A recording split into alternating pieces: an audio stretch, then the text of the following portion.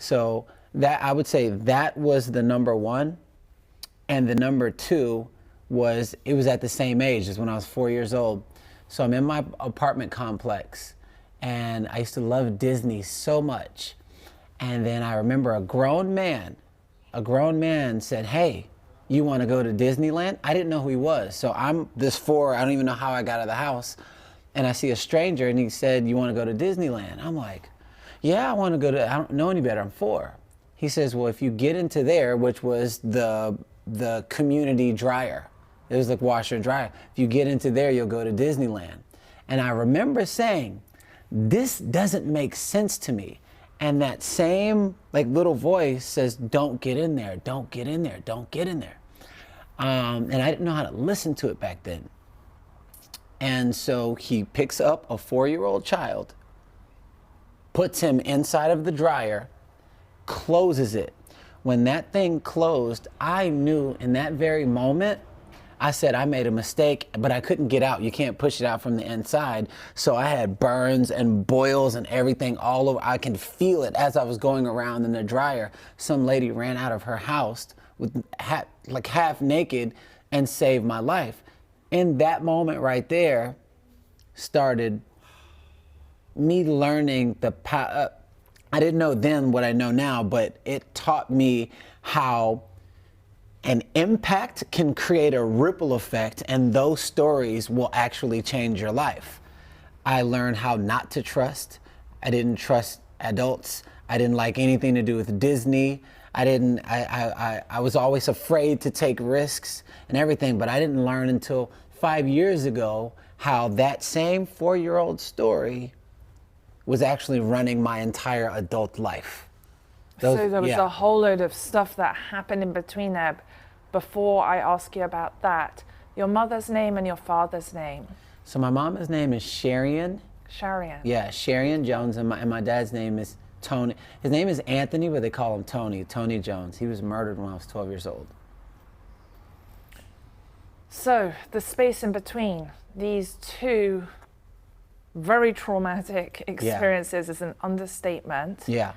That what I hear from you is you finally understand how to use them to inspire others today. Oh, absolutely. In business, in life, and health and fitness. It's all connected, right? It's all connected. All of it. Yeah.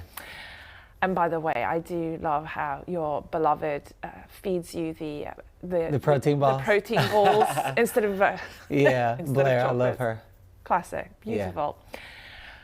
In between, what happened next after that experience of your father being murdered? Where did you go? What was your belief system at that point of how the world is? Well, the thing about it is I thought everyone at that time lived just like I did. So I didn't think there was anything wrong until I was like 18, 19, and I moved out to Los Angeles. I'm from Texas. So until I moved out here and I saw people living a different way, speaking a different way, and they were cultured a different way, I'm like, oh, so what I went through was not normal. And so you can't see the picture while you're in the frame. So while I was in the frame, I didn't know that it was bad. I know it felt bad, but I was like, everybody goes through this. So after that, my father was murdered, I actually blamed myself. Just because I said, oh, if I would have been there, that guy, the people wouldn't have done that, whatever. And I went on this rampage of bad, like a juvenile, breaking into cars, breaking into houses, going to juvenile for 6.5 months. Just so much trouble that people's parents would not allow me to hang out with their kids, and I was the troublemaker because I would influence everybody, a straight A student, to do all of a sudden 6 months later he's doing drugs and all this. I didn't do drugs, but the lifestyle that I was living had that person kept going. So at that point you were very influential, but in a negatively impactful way. Oh, absolutely. Yeah, I was anything that I'd ever done, I could always get a bunch of people to do it. And I don't know why. It was just one of those things where, okay, I want to go. Well, if you were to know why, knowing what you know today, How would you describe that with your understanding and awareness that you have? Well, knowing what I know, because back then I was just going through the motions. Yes. Knowing what I know now, there are some people that are called to lead many. Now knowing what I know and the capacity, it's not just the amount of people that are following me, it's the caliber of people that are following. It's the people that won't tell anybody their deepest, darkest secrets to anyone else except for me, because they're like, yo, you live my life. I can relate. So now knowing what I know, it was almost like, it was not almost, God had put on my life, you were called to lead the many. And I said I wanted to be a superhero when I was a little kid. Well, name one superhero that hasn't grown through all of these trials and tribulations to get their superhero powers. So it was almost like I manifested my life because I went through all of this other stuff and then gained strength, resilience, insight, the power of manifesting anything that I want. Talk a little bit about that journey and experience, right? Because people see you now with a large following on social that is continuing to grow. Yeah. And even though you're very transparent on your social, they weren't with you at that time in your life where you were going through a living hell. So what was some of that? What was something simple that you did on a really brutally tough day when you knew that you were called for this journey of the superhero to be an inspiration to others? What's something that you did that helped you through? So this is a very perfect, perfect question that you asked. So when I moved to Los Angeles, I was like, oh, I'm gonna start over. So my name is Garen, my middle name is Stefan, but I'm gonna start over. I was like, I'm gonna forget my past. I'm going to Los Angeles and I'm gonna call myself Steph Jones. It's a new beginning, right? I didn't know why people would always say to me, I just feel like you're hiding something. I just feel like you're hiding something. It was me trying to be somebody that I was not. Now, deep down inside, there was another person called Garen that was being squished and squished and squished. One day I wrote a letter from my big self to my little self. And it was Big Steph to little Garen. I said, I apologize. I didn't leave you. I didn't forget about you. And then I switched to my non-dominant hand. And this was a friend of mine suggested this, my friend Monica Zanz. And she said, switch to your non-dominant hand. It activates, your inner child, different part of your brain. Switched to my non-dominant hand and wrote a letter from little Garen to Big Steph. And all this stuff that I blocked out and I didn't know I blocked out started coming, and F you and this and you forgot about me, whatever.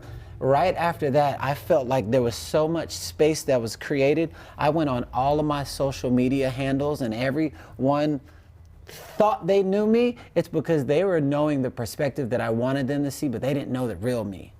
I went on all my social media handles, changed my name back to Garen. I said, I was born Garen Jones, and they get to meet him for the first time. And I'm not hiding. I don't care who knows anything, whatever your opinions of me don't matter. The second I shared a story that was so brutally vulnerable, I mean everything. You think you know me, you have no idea. This is what you know. Right now I'm living in my car. I'm sleeping in and out of an abandoned building, my storage unit, on bubble wrap. I've tried to kill myself twice. This was only 7.5 years ago. And I put this online. I did not expect about 15 pages of emails of people saying, how did you do that? Oh my God. I put the gun down after I listened to your story. Oh my goodness, where did that come from? And in that moment, I was like, all these people came because I became free, because I shared my story. And that was the one thing. Since then, never stopped sharing my story. Never stopped. And it was my story and my vulnerable experiences, raw and uncut, that has got me to travel all over the world, because it's like, you just tell it. And then maintaining that, right? Because the unevolved ego can be sneaky and get in the driving seat, right? As one becomes more and more of a public figure with more influence and impact comes responsibility as well. So what do you do to make sure that you're really staying in alignment every day? So here's the deal. I've been through the acting industry, I've been through the modeling industry, I went through the music industry. When I was in acting and modeling, shot up really fast. And at the time, I didn't know your mentality and the thoughts that you think about, and how the ego is like weeds to a garden that will come up and creep and snatch whatever you're trying to grow, mental-wise. So I didn't have any mentors in my life. So it was just me thinking that it was me and this is luck. I was reading a book called The Power of Positive Thinking. Since then, I've read it over 335 times between the paperback and audiobook, because every time I read it, it evokes something inside of me and all this amazing things start happening. It's not the book, it was evoking me. So then there was no guidance. So the second the ego creeped in, I'm like, why am I losing it? Why is everything, boom. That happened in music, that happened in modeling. When I got into like the health and wellness field and personal development, I realized, I'm like, oh, leaders are readers. You got to read every day. Keep great company, stay around those people, have somebody that can pull out of you what you can't pull out of yourself. I never had that before, so I thought it was me. Then found myself, I attracted a powerful team by who I was being and what and I was around people. I was watching, I was observing, and I was like, man, this guy's always waking up every day, or she's reading a book every day. I'm like, well, I'm gonna read a book every day. And because I maintained the momentum, I love that word, because I maintained the momentum of forever evolving, there is something, because there's more percentage of my energy that's focused on growth, the weeds don't creep in, and if they try, it's not strong enough because the momentum is so high in evolution and in growth. And anytime it tries to creep in, I'm like, I know exactly what this is, and I know how to get myself out of it. So is that the core teaching in your book, Change Your Mindset, Change Your Life? Absolutely. It has everything that I've learned while living in my car, being an ex-convict, where you don't have to have gone to prison to be in prison in your mind, especially when you're not happy. That's prison.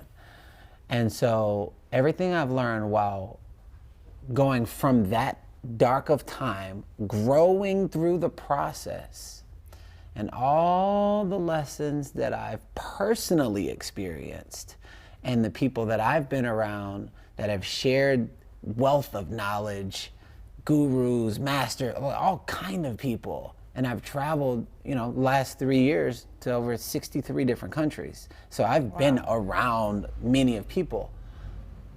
Everything, but in the way that I explain it, not these big words that most people can't understand.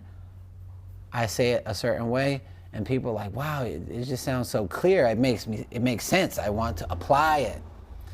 Training for the Olympics. Yeah. That's no small feat. No, not at all. So what inspired you to do that, and what category are you doing athletics in? So the 400 hurdles.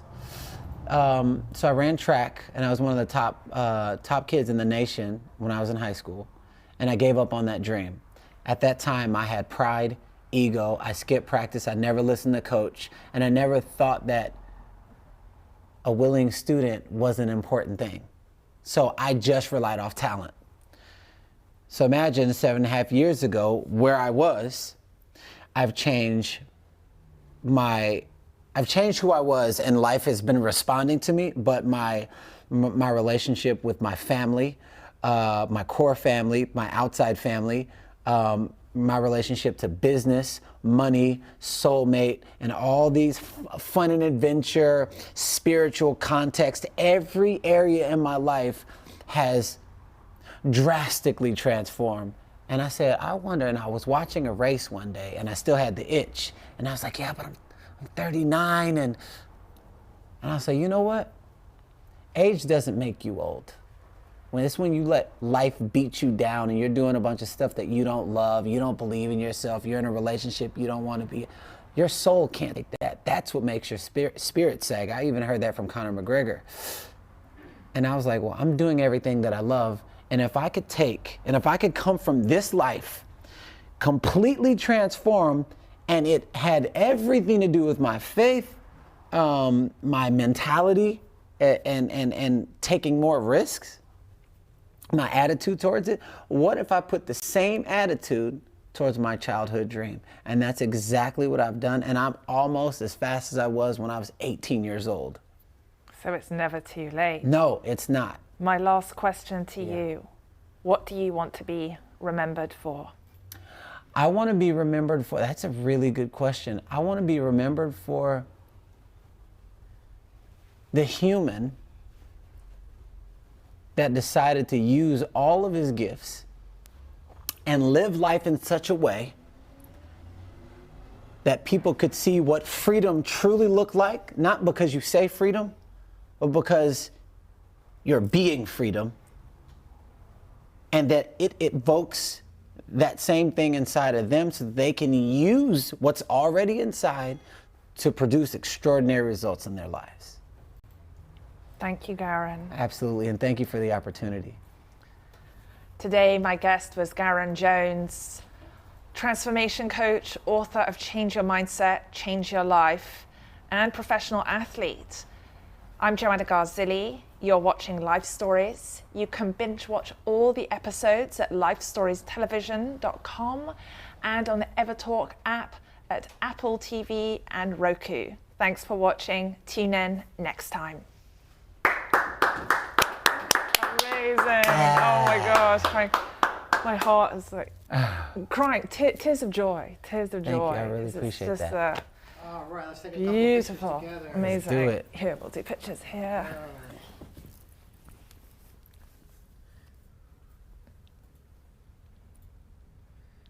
One. Yes. Beautiful. All right. Amazing. We'll get a couple cool. on the red carpet. And hi, Steve. Lovely to meet you. Do you know Garin? Do you know each other? No. I've seen you before, but I don't know Garin from Jones, where. Steve Orozco. She's definitely Where do I both know each other? powerhouse I've athletes. seen you somewhere before. I just don't know where. Yeah, I'm not sure. Maybe Instagram or something. Probably the gram. Yeah. The gram has that effect. Right. You know what I mean?